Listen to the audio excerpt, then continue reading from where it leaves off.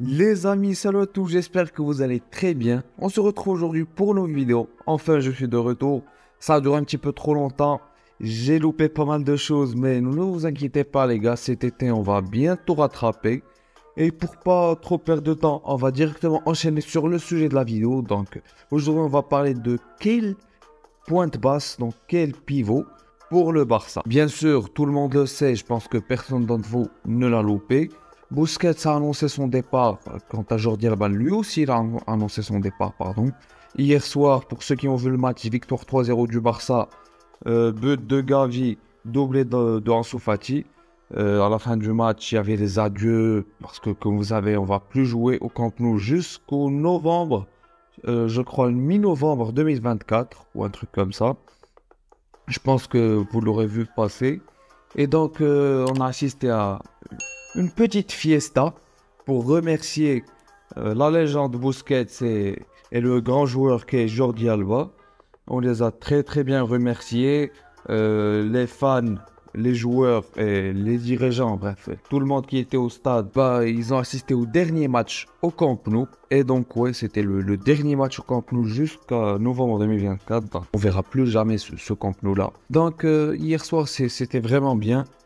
Mais là, revenons au sujet de la vidéo, les gars. Comme vous l'avez vu dans la miniature, j'ai pris 3 joueurs pour les départager. Je pense que ça va être très simple pour l'un d'entre ces 3 joueurs. Ça va être très simple pour lui. L'allemand, vous le connaissez, Joshua Kimmich.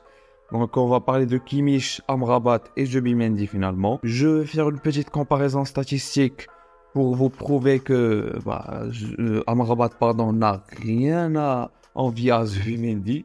Je sais pas pourquoi les gens nous cassent la tête avec Zubimendi, ouais, le futur Busquets, je sais pas quoi. On verra ça dans les statistiques. Ça va peut-être vous choquer parce qu'Amrabat, je pense qu'il est cantonné à une image de destructeur, bref, à un Casemiro quoi. Et pour commencer, je vais vous faire le petit classement. Donc pour moi, et c'est que mon avis, je pense que vous aurez des avis différents. Et ça se comprend, on pourra en discuter en commentaire avec plaisir. Donc le premier choix pour moi, comme l'a dit Fabrizio Romano, je vous l'affiche à l'écran. Fabrizio Romano, vous le connaissez les gars, je ne vais pas vous le présenter. Journaliste très fiable, merci, même si pardon, il fait beaucoup de tapines. Mais selon lui, et on sait qu'il est vraiment fiable, la priorité de Xavi et Kimmich. Donc tant mieux pour moi, parce que moi aussi dans mon classement, je vais mettre Joshua Kimmich premier. Pourquoi? Franchement les gars, Kimmich, si tu le compares à Amrabat et à Zubimendi, je crois qu'il n'y a pas débat. Franchement, je crois qu'il n'y a pas débat. Il est là au très haut niveau depuis je sais pas combien de temps. Il a commencé au Bayern très tôt. En plus, il a combien? Il a 27-28 ans. Je crois qu'il a 28 ans. Ouais, c'est ça, je suis en train de voir, il a 28 ans. Donc, il est à un âge vraiment parfait pour un numéro 6. Parce que ce poste est vraiment très compliqué à cerner. C'est un poste très cérébral, pardon.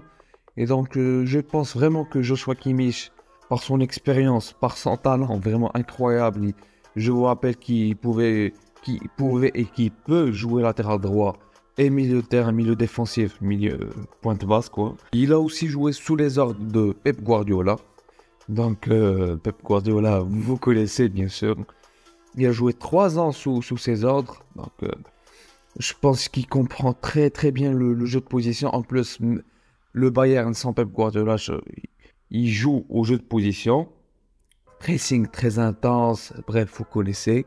Il joue dans la moitié de terrain des adversaires, quoi. Donc, en plus de son talent, son expérience et son niveau de fou, donc pour moi, je pense qu'il pourra s'adapter. Vraiment, une adaptation express pour lui. En plus, il a Robert Lewandowski. S'il vient, bien sûr, il va le retrouver ici. Ils se connaissent très bien, donc il n'y a que des points positifs concernant la venue de Kimmich. Maintenant, ça va être beaucoup plus compliqué parce que, certes, apparemment dans 7-10 jours, selon les dires de Matteo Alemani, le Barça reviendra au 1 pour 1. Donc, la règle de fair play financier, je pense que vous le connaissiez. Pour ceux qui ne connaissent pas, donc la règle du 1 pour 1. Donc, si tu économises 10 millions d'euros, tu pourras acheter pour 10 millions d'euros. Donc, c'est aussi simple que ça. Et donc, je pense que ça va être très compliqué parce qu'il faudra vendre. Et s'il n'y a pas une grosse vente Genre une vente de Ansu Fati, bref, vraiment une grosse vente.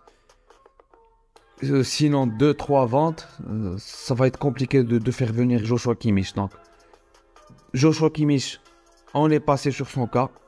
Il est le joueur idéal pour remplacer Busquets. Bien sûr, il ne sera pas le nouveau Busquets, mais on jouera d'une façon autre qu'avec Busquets, puisque Kimmich a ses qualités, ses défauts lui aussi. Et il a des qualités différentes de celles de Busquets, donc voilà. Et pour enchaîner les amis avec la comparaison entre Zubimendi et Amrabat, parce que il y a débat entre eux, on va pas se mentir, mais ça va peut-être vous choquer. Donc je vous affiche les amis à l'écran les statistiques de Amrabat. Comme vous voyez, on va comparer 3 statistiques par 3, donc pour que ça soit un petit peu simple.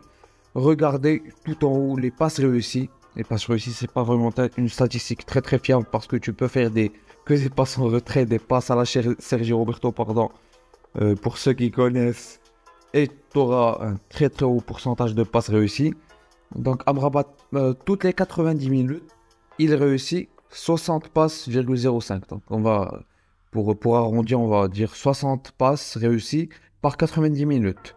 Les passes tentées, il tente 67 passes. D'accord? Et le pourcentage de passes réussies, il est à 88,6%. Donc voilà. Et pour comparer avec Zubimendi, le futur Busquets, il est à 44 passes par 90 minutes, donc inférieur à Amrabat qui est à 60. Il est à 52,50 passes tentées, donc inférieur encore une fois sur le domaine de la passe, les gars, à Amrabat. Et le pourcentage de passes réussies, il est à 84%. Donc on peut dire qu'il tente des passes beaucoup plus risquées que Amrabat, pardon. Mais on voit dans les statistiques que les passes tentées et les passes réussies, Amrabat, il le mange. Donc maintenant, on revient à Amrabat. Et on va sauter les deux petits trucs. On va directement aller aux passes tentées. Les passes longues tentées. Donc, les passes longues tentées sont beaucoup plus risquées que les passes courtes tentées. Comme vous voyez, je vous mets une petite flèche pour ceux qui sont perdus. Donc les passes réussies, il est à 9,86 passes réussies par 90 minutes. Et je parle de passes longues. D'accord les gars? Et on passe directement à Zubimendi qui est à 3,32 passes réussies. D'accord? Maintenant, on va sauter les petits trucs. Et on va passer au pourcentage de passes réussies. Donc les passes longues. Amrabat réussit 84% de ses passes longues. Il est réussi. Quant à Zubimendi, il réussit juste 63% de ses passes longues. D'accord? Maintenant les amis, on va aller aux passes décisives. Donc Amrabat, il fait 0,05 passes décisives par 90 minutes. Quant à Zubimendi, il fait 0,08. Donc il est un petit peu supérieur de 0,03. Donc c'est pas fou. Les expected goals, Amrabat, il est là aussi à 0,05. Quant à Zubimendi, pardon, il est à 0,04. Les expected assists, Amrabat est à 0,08 par 90 minutes. Zubimendi, il est inférieur. C'est très minime, mais il est inférieur. 0,06. Les passes clés, Amrabat, il est 0,056. Quant à Zubimendi, il est 0,046. Donc les gars, ces statistiques nous prouvent vraiment que Amrabat, il est cantonné, ou du moins il a une image de joueur qui n'est pas technique mais qui est physique, qui fait juste des récupérations, il sait pas faire de passes. Vous voyez ce que je veux dire? Quant à Zubimendi, il a une image de joueur technique, pressing très haut, récupération incroyable, des passes risquées, des passes cachées à la Busquets. Donc, vous voyez qu'on se trompe pas mal là-dessus. Et pour finir les amis, on va directement passer aux statistiques défensives là. Donc Zubimendi réussit 1,66 tacles par 90 minutes. Quant à Amrabat, il réussit 1,78. C'est très minime mais il est au-dessus. Les tacles réussis, Zubimendi réussit 0,90. Amrabat réussit 1,13. D'accord. Donc c'est très intéressant. Amrabat, il est supérieur dans le domaine défensif et je crois qu'on connaît tous ça. On n'avait pas besoin de statistiques. Mais le jeu et dans la construction, Amrabat était vraiment sous-coté. Donc les gars, moi après avoir vu, je crois même pas une dizaine, je vais dire 7-8 matchs de la Real Sociedad cette saison, avec les 2 matchs qui jouent contre le Barça bien sûr, j'avais un avis qui était de soit recruter Amrabat, soit recruter Brozovic pour remplacer notre Boussi quoi. Maintenant, quand les rumeurs de Joshua Kimmich sont sorties, je l'ai directement mis en premier, pour les raisons évoquées juste avant dans le début de la vidéo, quand on parlait de Kimmich. Maintenant, quand les rumeurs sont sorties que Xavi veut Zubimendi, je sais pas quoi, je tenais vraiment à faire cette comparaison. Et même pour les personnes qui ne connaissent pas vraiment Amrabat, maintenant, vous avez les statistiques devant vous. Pour ceux qui ne regardent pas ces matchs, je vous en prie d'aller regarder ces matchs parce que, bref, vraiment, la Fiorentina, c'est pas fou, c'est milieu de tableau de Serie A, on va pas regarder, on va pas se mentir. Mais voilà, je tenais vraiment à faire cette vidéo. Donc, les choix, selon moi, mon classement est Kimmich en premier, mais ça va être très compliqué. Amrabat en deuxième, Brozovic, pourquoi pas. Je vais en parler dans de prochaines vidéos Mercado. Et le troisième choix pour moi, le quatrième choix, même dernier choix pour moi, est Martin Zubimendi.